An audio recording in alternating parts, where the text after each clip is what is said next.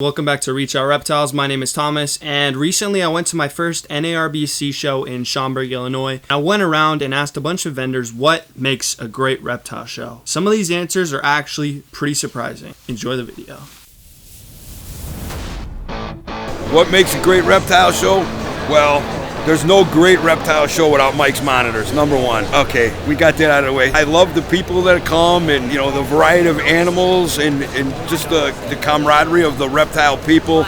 It's a great community, and if you're not into it, get into it. And if you are into it, join USARC and support the people who fight our battles for these cancel culture people who are coming to cancel our animals and take away all our rights for these animals that we love and we treat with respect and take care of for educational purposes and whatnot. And I'm Mike Stefani, Mike's Monitors, and thank you very much. To me, I love seeing the amazing assortment of animals that I don't get to see in my day-to-day, experience new species, but the best part to me is talking to people. And through talking to them, stopping at a booth, checking out animals you don't see all the time, you really kind of get a little taste of their passion, and a lot of times it will show you like, oh my gosh, you always leave wanting more animals than you can possibly have, because everybody's passion for their own projects and their own species kind of bleeds into you, and yeah, just inspires you to keep looking into new stuff and getting your hands on as much as you can. I think what makes a good reptile show is like really the community behind all this, like just getting to see everyone, and it's just like a big awesome family. Just seeing everyone having a great time and a good variety of nice healthy animals, it's just like the best thing. You know, we've been attending these shows for about 7 years now, and every time I come I'm like, man, I've never seen one of those, or look what someone did with crested gecko, like look at the new morph, or you know, a lot of the new colubrids and stuff that we're seeing out now. It's just so cool that you think you've seen it all, and every time you come it's like being at your first show again. For me, I think a good reptile show is one that has a wide variety of animals, a lot of captive bred animals, and a lot of good information for people that are starters, as well as beginners and people that are advanced. I enjoy seeing all my friends.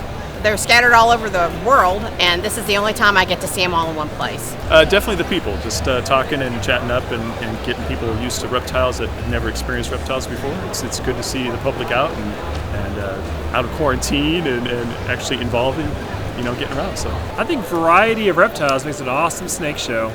It's so neat when you can see things that you've never seen before. There's so many weird, odd species out there, and to find that one little booth that has a little cool species that you've never seen, that's what makes them special to me. Honestly, it's just good times seeing friends that we don't get to see for a long time. We're from Florida, so we don't get to see, you know, a lot of the vendors from around here, so it's good to go around, meet new faces, see some people we haven't seen in a while, and you know, share our passion for reptiles. Good reptile show has to be the quality of the vendors, and you have to make sure that you have animals that are both rare to supply the experienced hobbyists, while at the same time giving stuff for new keepers. Corn snakes, ball pythons, leopard geckos, crested geckos, bearded dragons. While many experienced people may laugh at them with all the morphs and how basic they are to keep, they are the stronghold that maintains the pet industry as a whole. And if it weren't for those common starter species, half of us here, including myself, would not be in this amazing hobby. I see some people.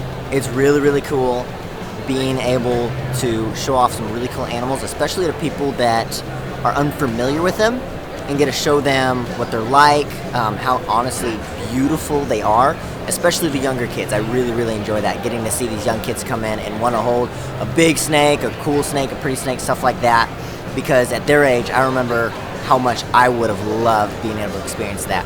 The people, man. We traveled from Maryland. It took us about 12 and a half hours to get here. This is our first NARBC show that we set up at. So, I mean, we come out here for the people. And it's nice to see all the different stuff that people are working on. You know, it helps us out, you know, when we're going through trying to figure out what our next step is, where we want to go. You know, it helps out when we got guys that we look up to here that are our inspiration. You know, it helps us just be able to see what they're working on, what works well. And I mean, again, man, really, it's just the people. Like, dude, the people that we have in the community are just, you know, I'm just blessed to be here and be a part of it. I just come out here to have fun with people. I don't always sell stuff, but I just come out, hang out. People have similar interests. It's fun. So the best thing about coming to a reptile show needs to be the variety, right? And we also want a mixture of dry goods and everything you need to take care of your animals, right? A lot of people here are doing great things with their booths. Everything looks, it's like basically a store. You're coming to a store and there's people on staff that can help you and answer any of your questions. Nice friendly faces, everyone's excited. The atmosphere here is fantastic. And everything looks really good. I've been doing reptile shows a long time, so for me, I get the joy when I see new people experience the joy for reptiles for the first time. So whether it's a kid or sometimes even an adult, one of my staffers, this is her first show, and to see like the joy on her face, kind of discovering that these aren't scary, that they're awesome, has just been probably the highlight of the weekend for me. So reptile shows are at this point much less about me having a great show and more about seeing other people discover the joy of these amazing animals. So in the end, I think that's why we all got fascinated by this hobby. Yeah, where it's super cool to breed stuff and it's cool to make money and it's cool to do all that, but there's a certain joy from, you know, holding one of these awesome animals in your hands. I like the variety. I think that's like the main key is for these shows to have big variety, and I know like what you guys are doing with the core free ticks and everything, it's so awesome.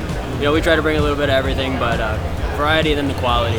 I think having the stuff that gets imported, be it, you know, long-term captive and established, is one of the most important things for these shows because it makes everybody look good, and obviously it's better for the animals.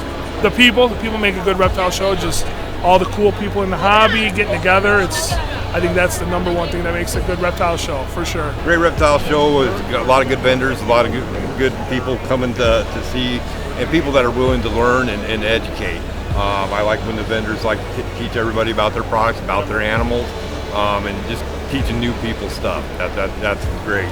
Getting your products out there. This is my own line of substrates that I do, and basically what I'm trying to do is kind of a build-a-bear for BioAct, and basically just teaching people about BioActive and the benefits it does for their animals and all that. I also breed garter snakes, which is a very underrated animal, and I like teaching people about them, and it's surprising how much everybody knows garters, but how little they know about them. And I think the education value is the most important to make a great show.